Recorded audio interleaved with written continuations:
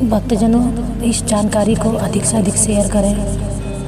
जो लोग जानते हैं उनका तो ठीक है, जो भक्तजन जानते हैं, जिनको पता है, जो पहले से करते हैं, उनके लिए तो अच्छी बात है। लेकिन कई सारे लोग ऐसे होते हैं जिन्हें बिल्कुल जानकारी नहीं होती है नवरात्र के व्रत किस तरह से किए जाते हैं। जो नए नए शुरू कर रहे होते हैं वो लोग बिल्कुल नहीं जानते हैं। तो जो लोग नहीं जानते हैं उनके लिए प्लीज़ आप लोग अवश्य शेयर करें, ताकि बाकी के भक्तजन भी इसका लाभ उठा सकें। जय माता दी। मेरे दुख दर्द को दूर करते हुए मेरी खुशियों की ओर कृपा दृष्टि करें। मैं आपका रहस्य जान सकूं, ऐसी बुद्धि मुझे प्रदान कीजिए। जय माँ भगवती। भक्तों, साधकों, भक्तजनों, इस तरह से प्रार्थना करते हुए, माता के श्री चरणों में नमन करते हुए हम प्रत्येक दिवस पाठ का आरंभ करते हैं। नवरात्र के कौन से नवरात्र का कौन सा दिन है, तो इस तरह से हम माता की उपासना और माता का वर्णन के साथ साथ पाठ आरंभ करते हैं।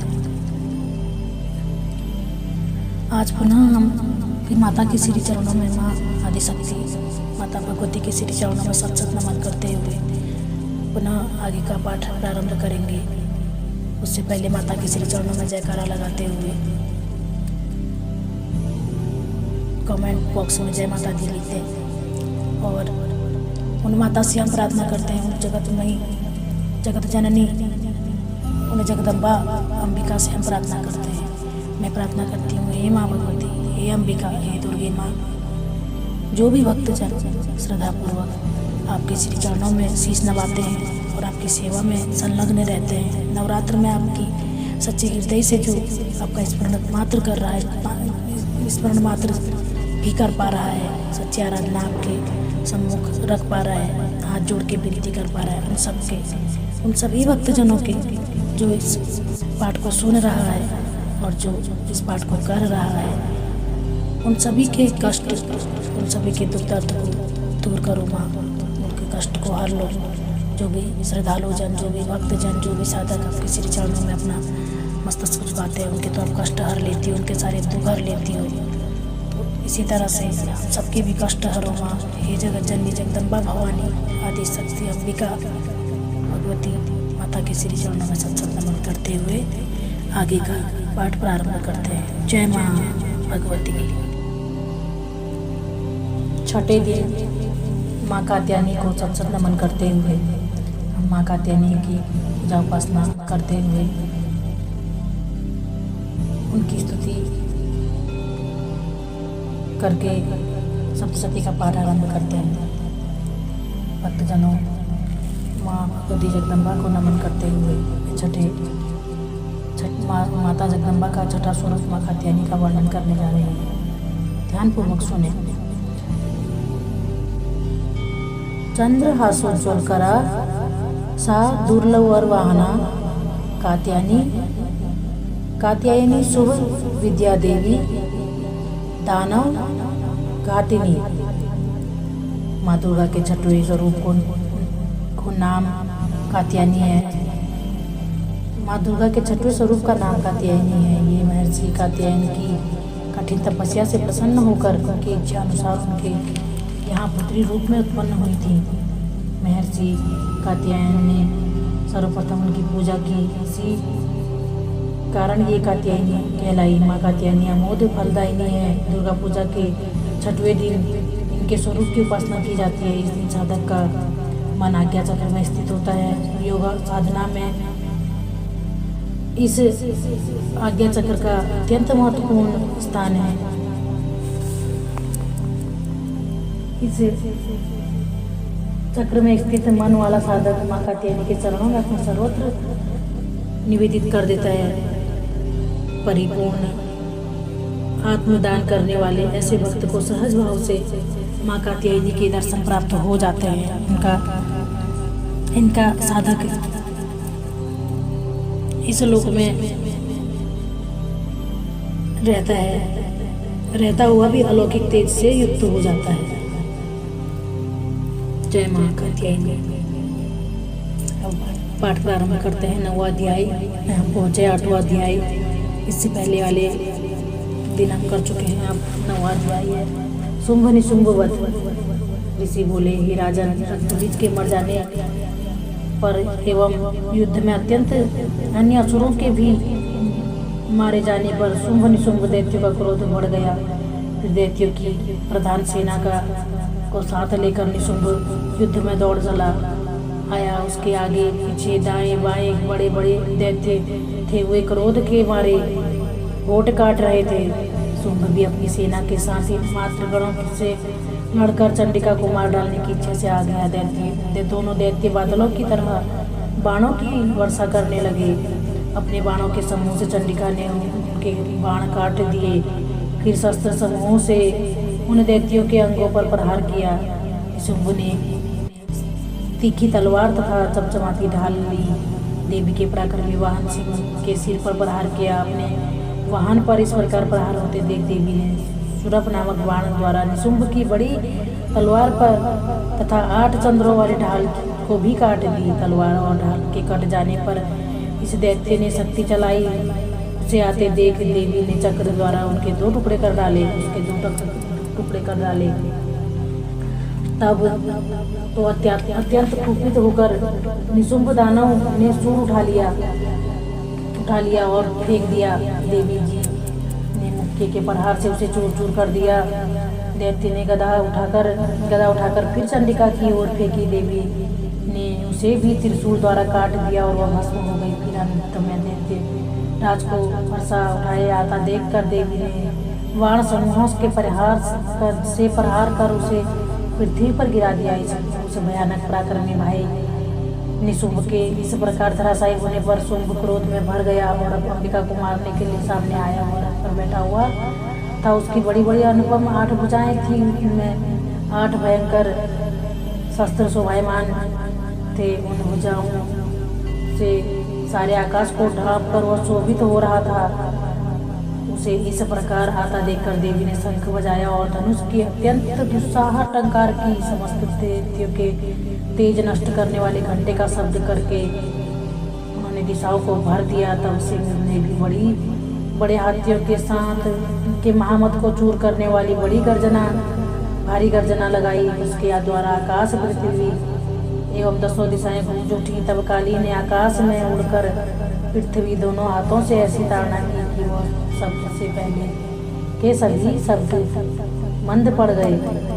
तब शिवदूती ने मंगल रूप अत्यंत अट्टहास किया। से डर गए। शुंभ के क्रोध का पारा चढ़ गया। फिर जबकि अंबिका ने कहा कि हे दुरात्मन, ठहर। तब आकाश में स्थित देवता जय जयकार करने लगे। शुंभ ने पहुंचकर आग बरसाती हुई भयानक शक्ति चलाई। अग्नि को पहाड़ की तरह आती हुई देखकर देवी ने भारी कुलका से भरे हुए उसे दूर हटा दिया। शुंभ ने फिर सिंहनाद किया। उससे त्रिलोकी गूंज उठी। है राजन, उस सिंहनाद का इतना घोर शब्द था जैसे कि वज्रपात हो। उसने बाकी शब्दों को परास्त कर दिया। तब शुंभ द्वारा छोड़े हुए बाणों को देवी द्वारा चलाए गए बाणों को शुंभ ने अपने उग्र बाणों द्वारा सैकड़ों टुकड़े कर दिए। तब चंडिका ने कुपित होकर शुंभ को शूल से मारा। उसके लगते ही वह मूर्छित होकर पृथ्वी पर गिर पड़ा। इतने में शुंभ चैतन्य होकर वहां पहुंच गया। हाथ में धनुष लेकर बाणों से काली तथा सिंह पर प्रहार कर दिया। उस दानवराज ने अपनी 10,000 भुजाएं बना ली। फिर चक्रों द्वारा प्रहार करने लगा।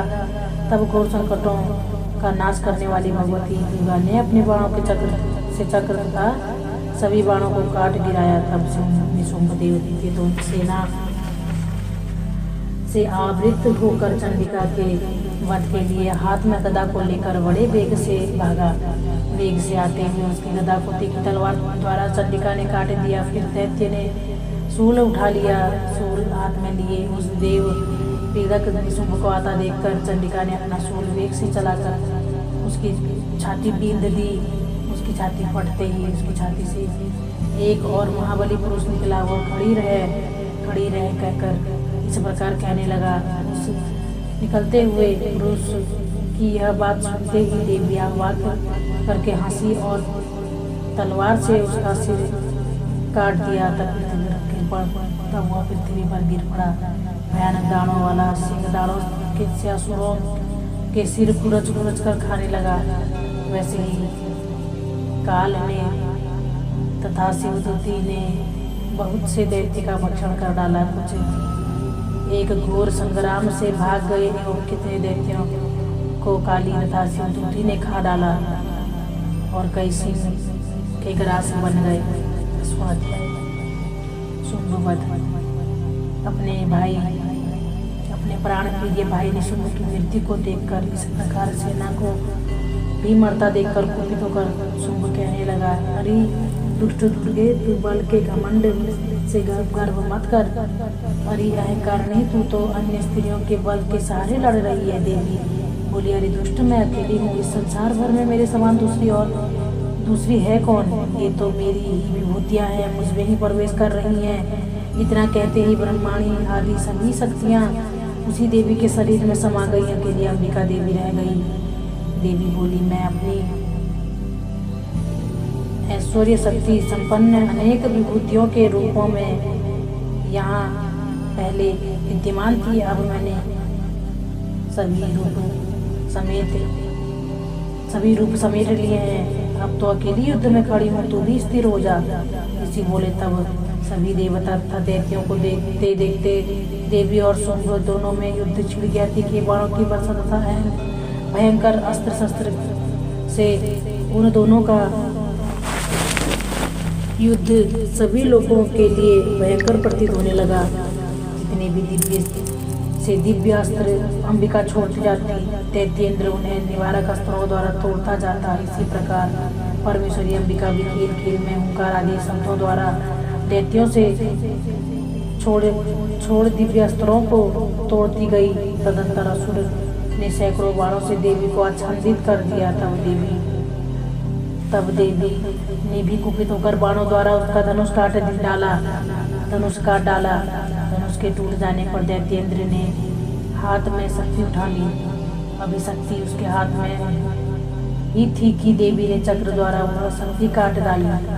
तब दैत्यराज तलवार और 100 चंद्रमा वाली चमचमाती ढाल लेकर देवी पर झपटा। उसकी तलवार तथा सूर्य जैसी चमकती ढाल को देवी ने अपने धनुष से छोड़े गए थे कि बाणों से तुरंत काट दिया। रथ के घोड़े तथा सारथी को भी मार दिया। धनुष को तो पहले ही कट चुका था। तब तो भयानक मुदगर लेकर अंबिका को मारने के लिए दैत्य उद्यत हो गया। उसके मुद्गर को भी तीखे तीरों से काट दिया। फिर भी वह दैत्य मुक्का तान कर बड़े वेग से दौड़ा। जाते ही उस दैत्येश्वर ने देवी के हृदय में मुक्का मार दिया। देवी ने भी उसकी छाती पर एक चपेट जमा दी। देवी की उस चपेट के लगते ही वह दैत्यराज पृथ्वी पर गिरकर भी सहसा उसी प्रकार खड़ा हुआ। तब उछलकर देवी को उठाकर आकाश में स्थित हो गया। वहाँ भी निराधार होकर वह चंडिका देवी के साथ युद्ध करने लगा आकाश में। उस समय दैत्य तथा चंडिका का आपस में घोर युद्ध हो रहा था। वह युद्ध मुनियों के लिए विस्मय कारक था। अब अंबिका उसके साथ देर तक युद्ध करते करते दैत्य को उठा लिया। अंबिका ने उसके साथ देर तक युद्ध करते करते दैत्य को उठा लिया और उसे पृथ्वी पर पटक दिया। देवी द्वारा पटका हुआ वह पृथ्वी पर आकर खड़ा हो गया। मुक्का तान कर वह दुष्ट देवी को मारने की इच्छा से बड़े वेग से दौड़ा। तब उस दैत्य को आता हुआ देखकर देवी ने उसकी छाती में त्रिशूल भोंक दिया। पृथ्वी पर गिर गया। देवी के शूल से शत होकर पृथ्वी पर पड़ते उसके प्राण निकल गए। उसका गिरना भी समुद्र, द्वीप, पर्वत एवं पर्वतों के साथ सारी पृथ्वी को हिला देने वाला था। उस दुरात्मा के मरते ही सारा जगत स्वस्थ एवं प्रसन्न हो गया। आकाश भी बहुत ही साफ दिखाई देने लगा। पहले जो उपद्रवी मेघ उठ रहे थे तथा उल्कापात हो रहे थे वे सभी शांत हो गए। दैत्यों के मारे जाने पर नदियां भी अपने अपने मार्ग पर चलने लगी। उसकी मृत्यु होते ही सभी देवताओं के मन प्रसन्न हो गए। गंधर्व मनोहर गायन करने लगे, अप्सरा गण नाचने लगी और एक दूसरे बाजे बजाने लगे। वायु पवित्र होकर चलने लगी, सूर्य उज्ज्वल होकर चमकने लगा। शांत हुए अग्निशालाएं की अग्नियां उजलने लगी, दिशाओं की भयंकर आवाजें शांत हो गई। प्रजा सुखी हुई और सर्वत्र शांति का साम्राज्य हो गया। तो भक्तजनों, इस प्रकार से शुंभ निशुंभ का वध का वर्णन आप लोगों ने सुना। अब कल को पुनः 7वां दिन और 11 अध्याय से हम शुरू करेंगे। तब तक के लिए जय माता दी।